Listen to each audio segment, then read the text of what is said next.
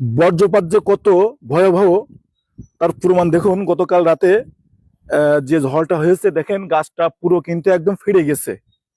এত পরিমাণ বজ্রপাত হয়েছে যে গোড়া থেকে আগা পর্যন্ত পুরো গাছটা ফিরে গেছে। চাচা, এই গাছটা কি আপনাদের? আমাদের আত্মীয়।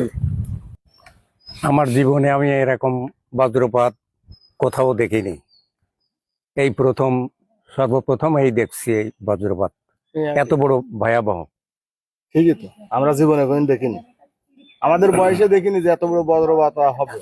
আর এই ভয়াবহতা জন্য আমরা খুব আতঙ্কের ভিতরে। আপনারা দেখেননি, এই সর্বপ্রথম দেখছেন? সর্বপ্রথম এই প্রথম দেখছি, এই প্রথম।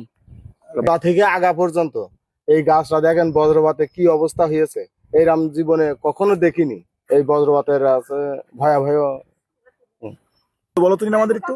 এই যে এই গাছে দেখি সব গাছে আগুন আর আগুন আর চারিদিকে ধোঁয়া, সবকিছু উড়ে বেড়াচ্ছে। তো তোমার কি কোনো ক্ষয়ক্ষতি হয়েছে নাকি?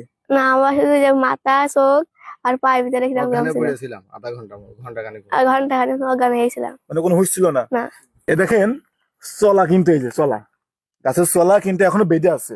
মানে কত পরিমাণ বজ্রপাত হয়েছে আমাদের এই বাংলাদেশে। আর এই বজ্রপাতে কত বড় শক্তি, প্রচুর শক্তি। তো এত বড় আমার জীবনে কোনোদিন দেখিনি ভাই।